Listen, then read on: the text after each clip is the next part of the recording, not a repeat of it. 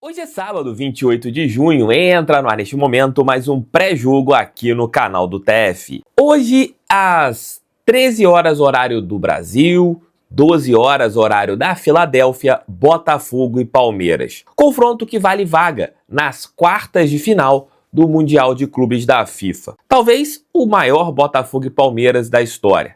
Sua vitória levará uma equipe brasileira para as quartas de final do torneio da principal entidade do mundo. Glorioso tem ali um desfalque importante, o técnico Renato Paiva tem um jogador que é dúvida e, claro, a gente precisa de força máxima e força principalmente mental na partida de logo mais.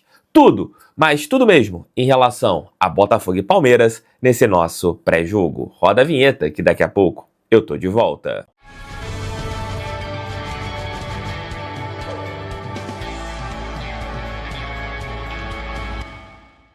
Hoje, às 13 horas, lá na Filadélfia, Botafogo e Palmeiras. Jogo importante, talvez seja o epílogo dessa trajetória nos últimos 3 anos em que Botafogo e Palmeiras estão sempre se encontrando. Em 2023, eles levaram a melhor no Campeonato Brasileiro.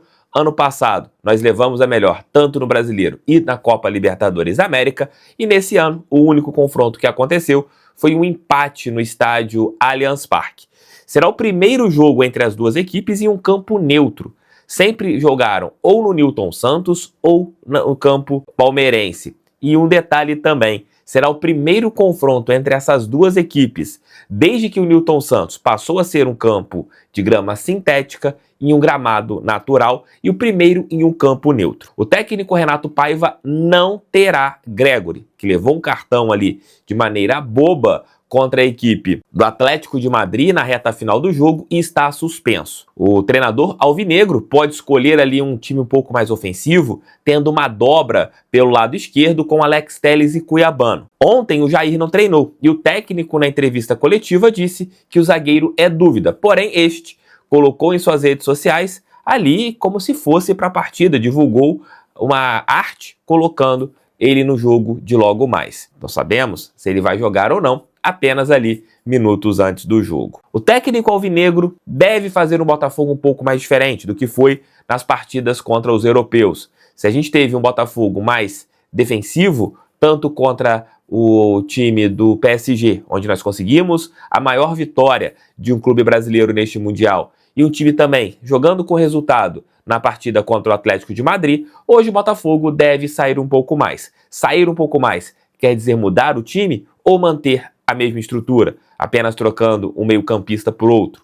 Vamos falar aqui um provável Botafogo. John, Vitinho, dúvida de Jair, Caio Pantaleão ou até mesmo o David Ricardo ao lado de Barbosa. Na lateral esquerda, Alex Telles. Meio-campo, Alan, Marlon Freitas. Newton ou Cuiabano ou Santi Rodrigues ou Montoro, Arthur Savarino. No comando de ataque, Igor Jesus. O Botafogo tem que jogar bola. Neste Mundial, a gente tem jogado mais que o Palmeiras. O Palmeiras fez um bom jogo contra o Porto, mas o Porto não foi aquele time que a gente pode colocar como um adversário para você balizar como principal nesta competição. O Porto não jogou bem em nenhuma partida, tanto é que foi eliminado. Mas o Palmeiras tem uma camisa pesada, tem um time que é forte e o Botafogo precisa ter concentração total para a gente conseguir, dentro de campo, apresentarmos um jogo consciente, um jogo sóbrio, para que o Glorioso chegue às quartas de final da competição da FIFA. Primeiro passo é jogar bem. O Botafogo tem que jogar bem. Se a gente jogar bem com o bom time que nós temos, um passo será dado. Tirar ali as qualidades da equipe alviverde e jogar um jogo muito ajustado. Para quem está na Filadélfia, claro, tem obrigação de ir no estádio. Para quem está no Brasil, assim como eu, você tem algumas possibilidades de assistir o jogo. Rede Globo aberta, Sport TV, Cazé TV também de maneira aberta e o aplicativo DAZN. Com isso, você tem várias maneiras para assistir ao jogo entre Botafogo e a equipe do Palmeiras. E para falar um pouquinho sobre o Alviverde, chamo meu querido amigo Leonardo Dantas. Fale aí, Léo. Oi, TF. Oi, pessoal do canal, tudo bem? Vamos então para mais um vídeo analisando o adversário do Botafogo na Copa do Mundo de Clubes. Dessa vez, um rival que a gente já conhece bastante, né? Nos últimos anos, grandes duelos com vantagem botafoguense, inclusive o Palmeiras, que é o nosso rival nas oitavas de final. No ano, o Palmeiras tem ótimos números, 38 jogos, 24 vitórias, 9 empates, 5 derrotas, 62 gols marcados, 25 sofridos, tem uma defesa extremamente sólida, que tem a ver, claro, com o longo trabalho já do Abel Ferreira. Nos últimos 23 jogos, o Palmeiras perdeu apenas 3. Números muito importantes que qualificam esse adversário, que mostram o grau da dificuldade, o que não é novidade para ninguém, não estou descobrindo a roda aqui, mas é importante a gente salientar que números e grau de atuação nem sempre conversam. O Palmeiras tem, nessa temporada, muito menos repertório tático do que tinha nas temporadas anteriores, sob o comando do Abel. Aliás, já no segundo semestre do ano passado, mesmo brigando pelo título contra o próprio Botafogo na decisão, na reta final, né, na reta decisiva do Brasileirão, o Palmeiras já mostrava um pouco essa pobreza tática, foi piorando. Nessa Copa do Mundo de Clubes, o Palmeiras avançou na liderança do Grupo A com 5 pontos, 1 vitória, 2 empates, 4 gols marcados, 2 gols sofridos, todos contra o Inter de Miami.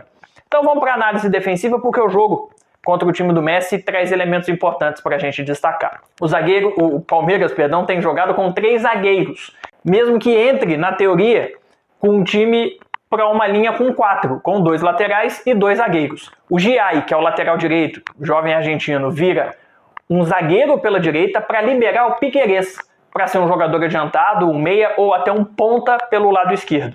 Esse desenho do Piquerez muito liberado não traz ninguém para recompor uma linha com 4, é para jogar com 3 zagueiros mesmo.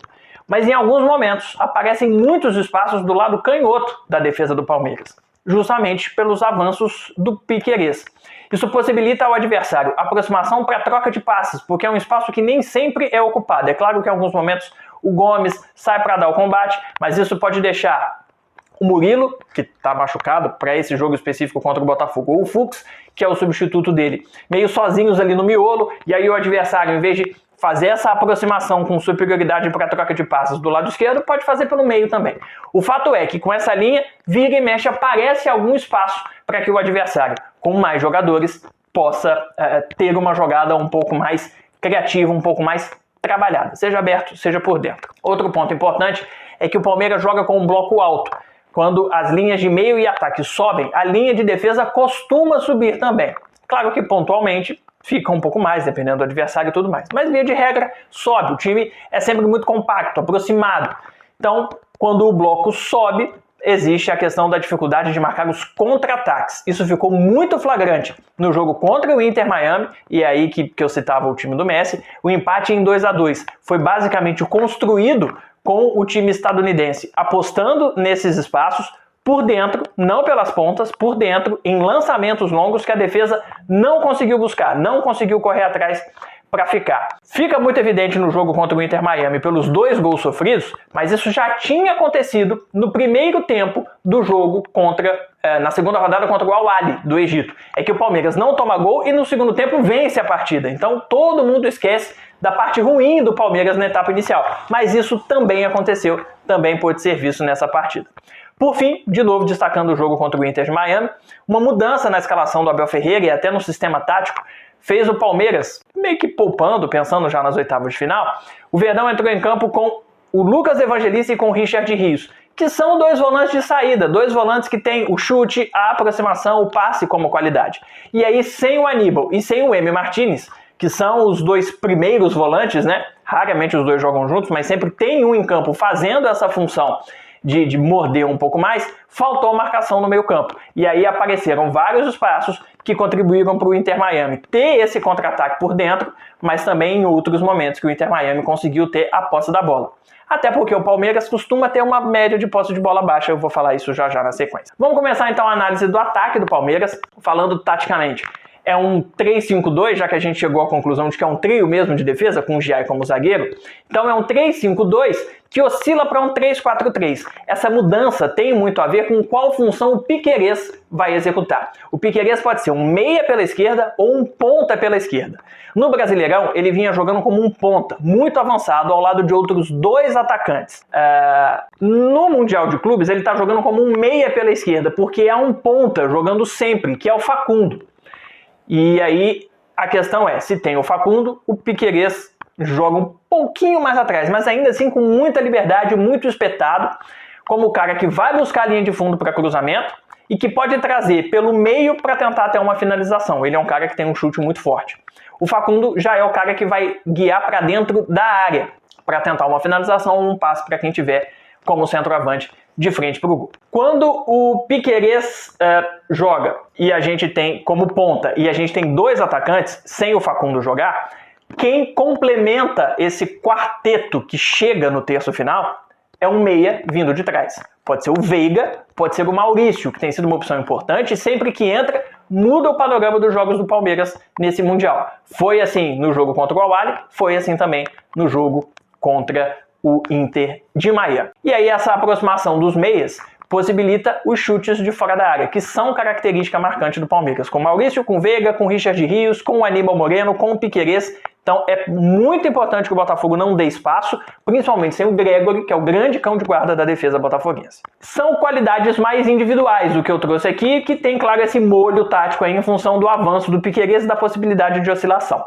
Mas se você parar para analisar quais são as grandes armas do Palmeiras, elas se resumem a duas. Uma, a bola longa, que pode ser muito longa, saindo dos zagueiros ou do Everton, o goleiro, para pular o meio campo, porque o Palmeiras é um time que articula muito pouco por dentro. No Brasileirão, por exemplo, a média de posse de bola é de 49,5%, ou seja, os adversários do Palmeiras mais têm a bola do que o próprio Verdão. Então essa bola longa, na jogada em velocidade, costuma encaixar. O Palmeiras é muito fatal nisso e o Botafogo precisa tomar cuidado para não subir demais a linha e deixar esse espaço lá atrás. Porque na velocidade o Palmeiras vai buscar o Estevão, que é o maior endereço dessas jogadas, pela ponta direita, para ele usar corredor, ele tem o drible, tem o mano a mano, vai cortar para dentro para chutar. Dentro ou fora da área tem uma canhota muito forte que costuma resultar em gols. Ou então o Flaco nessa velocidade por dentro, no corredor, para sair cara a cara com o goleiro. Nos últimos jogos ele teve oportunidades contra o John. Uma ele perdeu, a outra o John pegou. Ou seja, ele é perigoso, embora seja um centroavante e não um ponta. Os dois têm 11 gols cada um. Na temporada são os artilheiros do time. O Paulinho e o Vitor Roque também são capazes de jogar nessa velocidade porque são mais físicos. Então, são 4 jogadores, pelo menos, para o Botafogo prestar atenção nesse tipo de jogada. O outro recurso do Palmeiras, o Chuveirinho, tem uma bola aérea muito forte, com a bola rolando insiste muito nisso, principalmente quando não tem o resultado, mas na bola parada também faz. Com o Flaco, com o Gomes, com o Fux, com o Murilo, que não vai jogar, que são fortíssimos. Palmeiras que tem o segundo pior aproveitamento de chutes, o que evidencia que o time é muito fraco, quando o que ele tem de melhor, o Chuveirinho e o lançamento longo não funciona, quase nada mais funciona. Abraço, bom jogo. Valeu, Léo, obrigado pela sua participação. Conto com você hoje às 15 horas em nossa live pós-jogo. Lembrando que se a partida terminar empatada, prorrogação, e se a prorrogação continuar empatada, pênaltis. Tomara que tudo seja resolvido nos 90 minutos e o Botafogo avance para a próxima fase do Mundial de Clubes. Ai, meu coração. Leozão, conte um fato histórico para me deixar tranquilo, meu amigo. Fala TF, fala galera de casa, tudo bem com vocês? Mais uma participação minha por aqui, agora para falar do Botafogo nas oitavas de final da Copa do Mundo de Clubes da FIFA. A mídia achava que a gente não ia conseguir, mas o Botafogo trabalhou quietinho, nós torcedores acreditamos desde o início e agora estamos aí, nas oitavas de final da Copa do Mundo, buscando uma vaga nas quartas da competição. E agora a partida vai ser na Filadélfia, no Lincoln Financial Field, contra o Palmeiras, e vai ser a 12ª partida do Botafogo contra equipes brasileiras fora do Brasil. Em 1962, o Botafogo enfrentou o Palmeiras, também enfrentou em 1963, e o Botafogo infelizmente acabou sendo derrotado, mas essas derrotas não são importantes aqui. O importante são os bastidores. Em 1962, em Lima, perdemos por 1-0. Em 1963, em Florença, na Itália, perdemos por 2-1. O gol do Botafogo foi marcado pelo Amarildo. Mas como eu disse, o importante aqui foram os bastidores nessa história toda. Porque, muito pelo hype da Copa de 62, o Garrincha estava muito bem quisto no futebol internacional. E duas equipes que estão nas oitavas de final da Copa do Mundo queriam o Garrincha no seu elenco. Internazionale de Milão e Juventus. Acabou que a Internazionale tomou a frente nessa busca, mas acabou não conseguindo contratar o Garrincha porque não conseguiu se desfazer de alguns jogadores estrangeiros do seu elenco. Ou seja, o Garrincha não poderia ser inscrito no futebol italiano. Portanto, o Garrincha continuou no Botafogo em 1963. Em 11 partidas internacionais contra equipes brasileiras, são 5 vitórias do Botafogo e 6 derrotas. Ou seja, além da vaga nas quartas de final, que é o mais importante aqui, e nós vamos conseguir, o Botafogo também busca empatar o número de vitórias com o número de derrotas, 6-6. Nunca aconteceu um empate em jogos do Botafogo em partidas internacionais contra equipes brasileiras e a gente não espera que aconteça dessa vez. Com uma vitória, esperamos que o Botafogo conquiste a vaga nas quartas de final da Copa do Mundo de Clubes da FIFA. Espero que vocês tenham gostado dessa minha participação. Um grande abraço para vocês, valeu, fui! Valeu, Leozão, valeu, Léo Dantas. Queridos e queridas que estão aqui acompanhando esse nosso vídeo, que o Botafogo faça a sua melhor partida no Mundial. Se a gente fizer a nossa melhor partida no Mundial, o caminho para um avanço visando as quartas de final será o próximo passo para o nosso clube. Calma, foco, dedicação, dividir todas as bolas de uma maneira eficiente, sem ser violento, mas a gente precisa passar de fase. Eu quero continuar no Mundial, eu quero chegar às quartas de final para que a gente tenha um destino bonito neste Mundial de Clubes da FIFA. Que Deus nos abençoe, que a gente faça uma grande partida, que o técnico Renato Paiva tenha feito ali os melhores treinos possíveis, que os jogadores executem tudo aquilo que o técnico falou dentro de campo e que o Botafogo avance nesta competição. Tamo juntos, beijos, fiquem com Deus, volto aqui no canal às 15 horas com a nossa live pós-jogo, que já está programada aqui pra vocês. Valeu, fui, fogo neles, tamo juntos.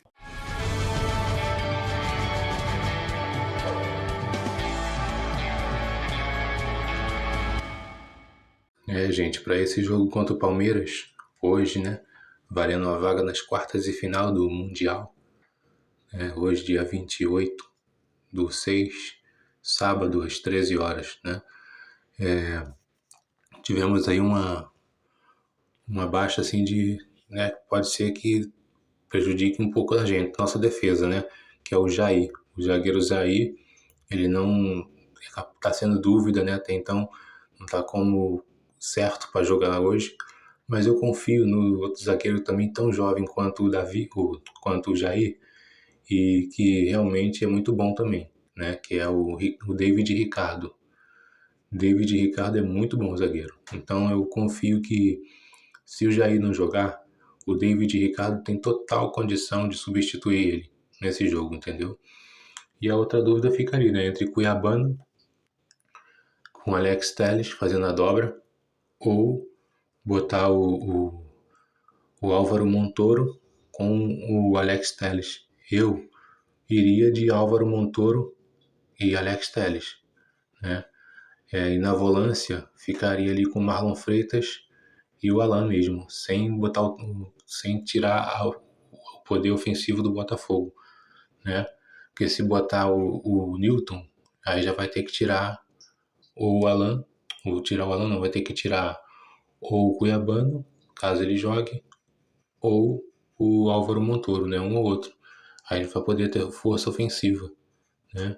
Então eu iria dessa forma, com Alan e Marlon Freitas na volância, e David Ricardo na zaga, caso Jair não jogue, e na frente colocaria ali Álvaro Montoro juntamente com o Alex Telles.